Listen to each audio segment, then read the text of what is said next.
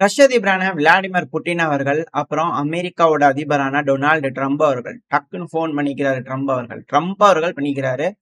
1 மணி நேரம் 15 நிமிஷத்துக்கிட்ட பேசிக்கிறாரு. நல்லா தான் இருந்தது பேச்சு. ஆனா, உக்ரைன்ல அமைதி பேச்சுவார்த்தைக்கான பீஸ கொண்டு வரதுக்கான விஷயங்கள்லாம் பேசப்படல. பிளைன்ஸ் எல்லாம் அடிச்சிருந்தோம்ல, அத பத்தி பேசும்போது கண்டிப்பா பதிலடிகள் இருக்கும் அப்படின்னு கூட சொல்லிக்கிறாரு. அ இருக்கும் தான் போல இருக்குது. அது மட்டும் இல்லாம ஈரான பத்தி கொஞ்சம் பேசணும். ஈரானுக்கு வந்து டைம் வந்து டிக் ஆயிட்டே இருக்குது. ஈரான் கிட்ட அணு ஆயுதம்லாம் இருக்கக்கூடாது. இது நாங்க வந்து இதா இருக்கிறோம். நீங்க எப்படி? நீங்களும் அதுக்கு தானா? அப்படிங்கிறது போல ட்ரம்ப் அவர்கள் வந்து புட்டின் அவர்கள் கிட்ட வந்து பார்த்தீங்கன்னா கன்ஃபார்ம் பண்ணிக்கிறாராமா. ஸோ இத ட்ரூத் சோசியல் மீடியால வந்து பார்த்தீங்கன்னா போஸ்ட் பண்ணிக்கிறார். மிக முக்கியமான மீட்டிங்லாம் நடந்துகிட்டு இருக்கு. ஆ ட்ரம்ப் அவர்கள் வந்து பார்த்தீங்கன்னா இப்ப பேசியிருக்கிறாரு. ரஷ்ய அதிபர் விளாடிமிர் புட்டின் அவர்கள். இத வந்து பார்த்தீங்கன்னா நாட்டோவோட செக்ரட்டரி ஜெனரல் மார்க் ரூத்தே அவர்கள் இருக்கார் இல்லையா? சமீப காலமா ரொம்ப அதிகமான ஸ்டேட்மெண்ட்ஸ்லாம் அவர்கிட்ட இருந்து வருது. இந்த டைம் அவர் என்ன சொல்றாருன்னா, ஆமா. ஜனவரி மாசம்லாம் பார்க்கும்போது ரஷ்யாக்கா, அமெரிக்காவுக்கும் பேச்சா? எது யோசிச்சாங்களா? இது கனா கண்டாங்களா? அப்படிங்கிற போல ஒரு டெட்லாக் சிச்சுவேஷன்ல இருந்து இரு தரப்புலயும் பார்த்துக்க மாட்டோம் அப்படிங்கிறது போல. அதாவது இப்படி நம்ம பார்த்துட்டு இருக்கோம் அப்படின்னா கூட, அந்த ஓர பார்வை கூட பற்றக்கூடாதுன்றதுக்காக இப்படி இருந்துட்டு இருந்திருக்காங்க 2 சைட்லயும். இப்ப ட்ரம்ப் அவர்கள் வந்து அத கஷ்டப்பட்டு அத வந்து பிரேக் பண்ணிக்கிறார். அந்த டெட்லாக் சிச்சுவேஷன பிரேக் பண்ணிக்கிறாரு. ரொம்ப ரொம்ப டஃப் தான். ஆனா பிரேக் பண்ணிக்கிறாரு. ஒரு நல்ல விஷயம் தான். ஆனா இதனால உக்ரைனுக்கு வந்து பார்த்தீங்கன்னா, அமைதி கொண்டு வரணும் அப்படிங்கிற சொல்லியிருக்கிறாங்க. அமைதினா எப்படி? அப்படிங்கிற ஒரு கேள்வி இருக்கு. இதுக்கும் மார்க் ரூத்தே அவர்கள் என்ன சொல்லியிருக்கிறார்ன்னா, உக்ரைன ஸ்ட்ரெங்தன் பண்ணணும். நெகோசியேஷனா இருந்தாலும் சரி, மிலிட்டரி ரீதியா இருந்தாலும் சரி. அப்படிலாம் விட்றக்கூடாது. அப்படிங்கிற வந்து பார்த்தீங்கன்னா, இவங்க தரப்புலருந்து ரெடியா தான் இருக்காங்க. உக்ரைனுக்கு எல்லா உதவிகளும் செய்யறதுக்கு. இப்போ மீட்டிங் அப்படின்னு வந்து பார்க்கும்போது, பல தலைவர்கள் ரோந்து பணியிலேயே ஈடுபட்டுக்கிட்டு இருக்காங்க. முதல்ல மெர்ச் அவர்கள், ஜெர்மனியோட சான்சலர். ஏன்னா, இதுக்கு மிக முக்கியமான காரணம் இருக்கு. மெர்ச் அவர்கள் ட்ரம்ப் அவர்கள பார்க்க இருக்காரு. ஸோ, சான்சலரா பதவியேற்றதுக்கு அப்புறம் மீட்டிங் அமெரிக்கால போய் இருக்கும்போது, கண்டிப்பா எதுவும் உரண்டு இழுத்துட்டு வரமாட்டாரு. எல்லாம் நீட்டா பேசுவாரு அப்படிங்கிறது போல பல எதிர்பார்ப்புகள் இருக்கு. இன்னொரு சைடு வந்து பார்த்தீங்கன்னா, ஷொய்கு அவர்கள் நார்த் கொரியாவோட கிம் ஜாங் உன் அவர்களோட ஒரு மீட்டிங். இப்ப இரு நாடுகளும் இங்க இருக்கக்கூடிய பிரச்சனைகள், இந்த எஸ்கலேஷன்ஸ் இதெல்லாம் பத்தி பேசுறதுக்காக இரு நாடுகளும் அங்க பேசிக்கிட்டு இருக்காங்க. அடுத்தது லுகஷெங்கா அவர்கள், ஜின்பிங் அவர்களோட மீட்டிங். இதெல்லாமே மிக முக்கியமான மீட்டிங். ஒரு டர்னிங் பாயிண்ட்ல தலைவர்கள் இப்ப ரோந்து பணியில ஈடுபட்டுட்டு இருக்கறனால, எல்லாரும் கூர்ந்து கவனிச்சுக்கிட்டு இருக்காங்க. என்ன மாரியான முடிவுகள் எடுக்க போறாங்க அப்படிங்கிறது போல. ஒருவேளை பெலருஸுக்கு அதிக அளவுல ஆயுதங்கள், உதவிகள் சீனா செய்யுமா? அப்படின்ற கேள்விகள் இருக்கு. எப்படி அமெரிக்கா வந்து பாத்தீங்கன்னா, அமெரிக்காவோட நட்பு நாடுகளுக்கு ஆயுதங்கள் குடுக்குறாங்களோ, அதே போல சீனாவோட நட்பு நாடுகளுக்கு ஆயுதங்கள் ஏற்றுமதி பண்ணாங்கன்னா, 2 சைடும் பேலன்ஸ் ஆகும். சோ இது வந்து பாத்தீங்கன்னா சிக்கலா இருக்கும். ஒரு கட்டத்துல ஜெர்மனிக்கு வந்து பாத்தீங்கன்னா ஆயுதங்கள் இல்ல.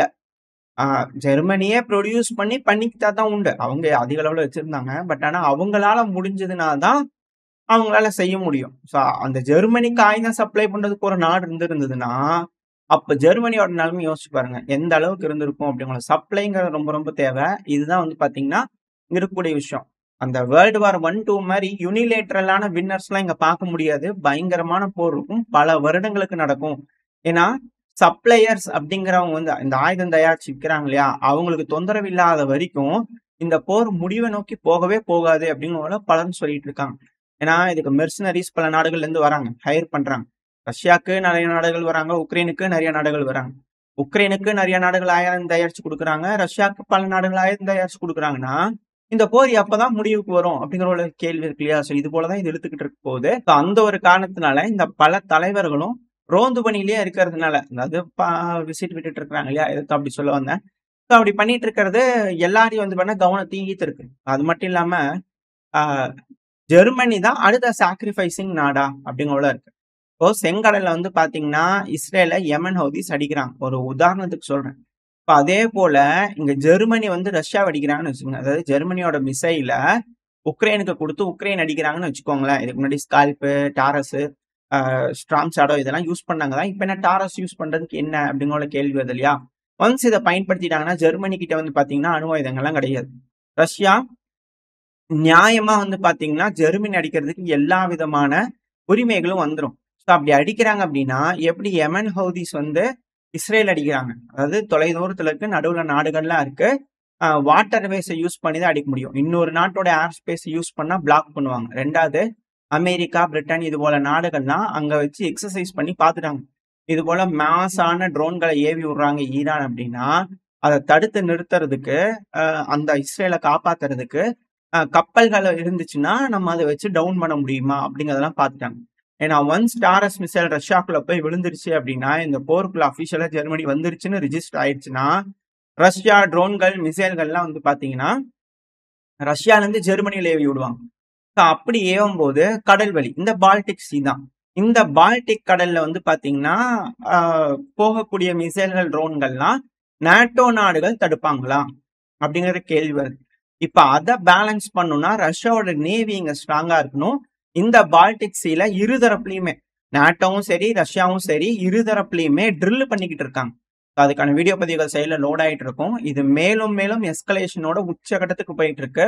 ஒரு வேளை நீங்க யோசிச்சு பாருங்க, ஜெர்மனி ஃபியூச்சர் நடக்கலாம், நடக்காமயும் போலாம். பட் ஆனா என்னோட ஒரு கணிப்பு தப்பாவும் இருக்கலாம், சரியாவும் இருக்கலாம். எனக்கு தெரியாது. நடந்தா தான் நம்மளுக்கு தெரியும். ஒரு வேளை ஜெர்மனி இருக்கு அப்படின்னா, கடல் வழியா யூஸ் பண்ணி தாக்குதல் பண்ணலாம் அப்படின்னு ரஷ்யா ட்ரை பண்ணும்போது, அங்க இருக்கக்கூடிய உளவு கப்பல்கள்லாம் ஜெர்மனிக்கு உதவி, ஜெர்மனோட டெரிட்டரி ரீச் ஆகாமயே எல்லாத்தையும் தடுக்கிறதுக்கான மேக்ஸிமம் முயற்சிகள் செய்வாங்க. அதுக்கப்புறமா படிப்படியா ஒரு நாடுகளா இதுல இணையும் அப்படிங்கிறது போல சில அனலிஸ்ட் வந்து கருத்துக்கள் இருக்கு. வெயிட் பண்ணி பார்ப்போம். இது போலலாம் நடக்குதா? இல்ல என்ன ஏதுங்கிறதெல்லாம். இது போல விஷயங்கள்லாம் பேசுறதுக்காக தான் மெர்ச் அவர்கள் அமெரிக்காவுக்கு போறாராம். உங்களுக்கு புரியுதுங்களா? ஒரு உதாரணத்துக்காக சொல்ல வந்தேன். இது போல தலைவர்கள்லாம் இது போல போறாங்க அப்படின்னா, இதுக்கு பின்னாடி இந்த மாதிரியான பேச்சுக்கள். அப்படி ஒரு வேளை ரஷ்யா அடிக்கிறாங்கன்னா, நீங்க என்ன மாரி ரஷ்யா கிட்ட பேசுவீங்க? என்ன மாரியான அழுத்தங்கள் குடுப்பீங்க? ரஷ்யாவை இது போல ஆயுதங்கள் யூஸ் பண்ண விடாம தடுக்கிறதுக்கு என்ன பண்ணுவீங்கன்னு சில கேரண்டி, ஷூரிட்டி, வாரண்டி இதெல்லாம் வந்து பார்த்தீங்கன்னா, ட்ரம்ப் அவர்கிட்ட கேட்டு வருவாரா மெர்ச் அவர்கள்? அப்படிங்கிற பல கேள்விகள் இருக்கு. எது எப்படியோ அடுத்தது சிக்குனது ஜெர்மனி தானா? அப்படிங்கிற கேள்வி இருக்கு. இப்போ எக்ஸர்சைஸ் ஒரு சைடு நடந்துட்டு இருக்கு. இந்த நேவல் ட்ரில் ஒரு சைடு நடந்துகிட்டு இருக்கு. ஏர் ட்ரில் ஒரு சைடு நடந்துட்டு இருக்கு. இந்த கருங்கடல்ல வந்து பாத்தீங்கன்னா நேட்டோவோட உளவு விமானங்கள் உளவு பார்த்துக்கிட்டே இருக்கு. மிராஜ் 2000 ரக விமானம். இது வந்து பிரான்ஸோட விமானம். இந்த விமானத்தை உக்ரைனுக்கு கொடுத்துருக்காங்க. உக்ரைன் பயன்படுத்திக்கிட்டு இருக்காங்க இல்லையா? இப்ப அத எந்த அளவுக்கு அவங்க கைதேர்ந்தவங்க அப்படிங்கறத காட்டணும் இல்லையா? அதனால இந்த உக்ரைனோட லோகோ வேல் மாதிரி ஒரு சிம்பிள் இருக்கும் இல்லையா? அதை வந்து போட்டு வரைஞ்சு வச்சுட்டு போயிருக்கிறாங்க உக்ரைனோட பைலட்ஸ். கருங்கடல். கருங்கடல் அப்படிங்கிறது இதுக்கு மேல ஆக்டிவ் ஆக போகுது. கிரீமியாவுக்கான மிக பெரும் அளவுல போர்கள் வெடிச்சாலும் ஆச்சரியப்படுறதுக்கு இல்ல. ஏர் பேட்டிலா இருக்கலாம், நேவல் பேட்டிலா இருக்கலாம். ஸோ வெயிட் பண்ணி தான் பார்க்கணும். கிரீமியாவை ப்ரொடெக்ட் பண்றதுக்கு ரஷ்யா என்னென்ன மெசர்ஸ் எடுப்பாங்க அப்படிங்கிறது போல. இதை பார்க்கும்போது மேபி டிரான்சிஸ்ட்ரியால இருந்து மால்டோவால இருந்து ஒரு தனி நாடு பிரிஞ்சிருக்கு இல்லையா? ஸோ அந்த டிரான்சிஸ்ட்ரியால இருந்து ரஷ்ய வீரர்கள் ஒடசா பகுதிக்கு ரிட்டர்ன் கொடுப்பாங்களா அப்படின்ற கேள்விகள் வருது. ஒரு வேளை அப்படி நடக்குது அப்படின்னா அங்க பீஸ் கீப்பிங் ஃபோர்ஸா இருக்காங்க. ஒரு வேளை அப்படி நடக்குது அப்படிங்கும்போது மால்டோவால போர் வருமா?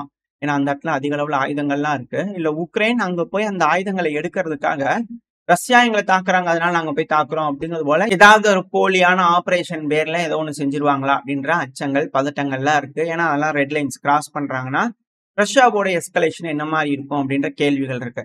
அடுத்தது ரஷ்ய அதிபரான விளாடிமிர் புட்டின் அவர்கள் வந்து பாத்தீங்கன்னா பேச ஆரம்பிச்சிருக்கிறாரு. அதாவது தீவிரவாத நாடா மாறிட்டு இருக்குது. முதல்ல அதிகாரம் இல்லாத ஒரு நபர் ஆட்சியில் இருக்கிறார். Illegitimate Zelensky. ஏன்னா அவருக்கு அதிபர் பதவி இல்ல. மார்ஷல் லா யூஸ் பண்ணி எக்ஸ்டெண்ட் பண்றாரு. அடுத்த மார்ஷல் லா கொண்டு வரணும்னா எலெக்ஷன் வைக்கணும். ஆனா எம்பிஸ்க்கெல்லாம் பவர் இல்ல. அவங்களுக்குலாம் எப்படி மார்ஷல் லா அவங்களுக்கா பவர் கொண்டு வராங்க? அதிபருக்கு தான் பவர் கொண்டு வருவாங்க.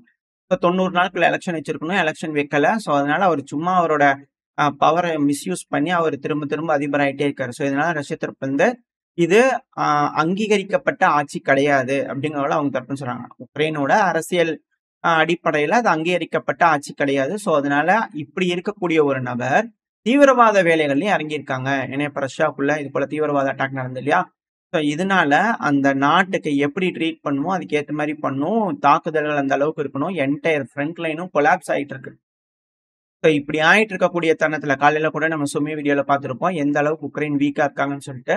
ஸோ இது போல பல வழிகள்ல அவங்க தோத்துக்கிட்டே இருக்கிறாங்க. அமைதிக்கு இப்ப போறாங்க அப்படின்னா பெருமளவுல இழப்பு அந்த ஒரு நபர் தனிப்பட்ட ஒரு அரசியல் கட்சி இருக்கு இல்லையா? ஸோ அந்த போல ஒரு டீம் இருப்பாங்க இல்லையா? அவங்களுக்கு அப்படிங்கறதுனால இது போல தொடர்ந்து இது போல தாக்குதல்கள் எஸ்கலேஷன் பண்ணிட்டு இருக்காங்க. தீவிரவாத வேலைகள்ல இறங்கியிருக்காங்க அப்படிங்கிற குற்றச்சாட்டுகள் அவர் தரப்பிலிருந்து வருது. 2வது இந்த பிரியான்ஸ்க்கு பாத்தீங்கன்னா தீவிரவாத தாக்குதல் நடந்தது இல்லையா? ஜூன் 1 அதோட இன்வெஸ்டிகேஷன் கமிட்டி ரிப்போர்ட் வந்து பாத்தீங்கன்னா வந்திருக்கு. இப்ப அந்த கமிட்டி தரப்புல இருந்து என்ன ஸ்டேட்மெண்ட்ஸ் வர ஆரம்பிச்சிருக்குன்னா, வெடி மருந்துகளை யூஸ் பண்ணி வெடிக்க வச்சிருக்காங்க இல்லையா? அந்த வெடி மருந்துகள்ல ஃபாரின் காம்போனன்ட்ஸ்லாம் இருக்கு. அந்த எக்ஸ்ப்ளோசிவ்க்கு யூஸ் பண்ணக்கூடிய மருந்துகள்லாம் வந்து பண்ணா வெளிநாட்டுல இருந்து தொடர்பு இருக்கக்கூடிய மருந்துகளா இருக்கு. அதெல்லாம் நாங்க ஆராய்ச்சி பண்ணிட்டு இருக்கோம். கூடிய சீக்கிரத்துல ரிசல்ட்ஸ வந்து பார்த்தீங்கன்னா குடுப்போம் அப்படின்னு சொல்லியிருக்காங்க. ஒருவேளை அது உறுதி செய்யப்பட்டுச்சுன்னா, எந்த நாடு இதுல இன்வால்வ் ஆயிருக்கோ, அந்த நாடும் உக்ரைனுக்கு உதவிகள் செஞ்சிருக்காங்க இந்த தீவிரவாத தாக்குதலுக்கு அப்படிங்கிறது போல ரஷ்ய தரப்புல இருந்து அதை எடுத்துக்குவாங்க. ஒருவேளை அப்படி நடக்குதுன்னா, அந்த நாடுகளுக்கு என்ன மாரியான அழுத்தங்கள் போகும் அப்படின்ற கேள்வி இருக்கு. ஆல்ரெடி ஜெர்மனி வந்து இந்த பிரச்சனையில இன்வால்வ் ஆவாங்களா அப்படிங்கிற ஒரு அச்சம் இருக்கு இல்லையா? இத மேலும் வலு சேர்க்கும் விதத்துல, ஜெர்மனோட ஒரு எம்பி தரப்புல இருந்து என்ன ஸ்டேட்மெண்ட் வந்திருக்குன்னா, இதுக்கு மேல போதும். ரஷ்யாவோட ஒட்டு வேணாம், உறவும் வேணாம். என்டையர் டிப்ளோமேட்ஸையும் அனுப்பிடலாம். யாருமே வேணாம். ரஷ்யன்ஸே வேணாம் அப்படிங்கிறது போல அவங்க தரப்பு ஸ்டேட்மெண்ட்ஸ்லாம் வச்சு வரத வச்சு பார்க்கும்போது, ஓகே. அடுத்தது ஜெர்மனி ரெடி ஆயிருச்சு அப்படிங்கிறது போல நம்மளால புரிஞ்சுக்க முடியுது.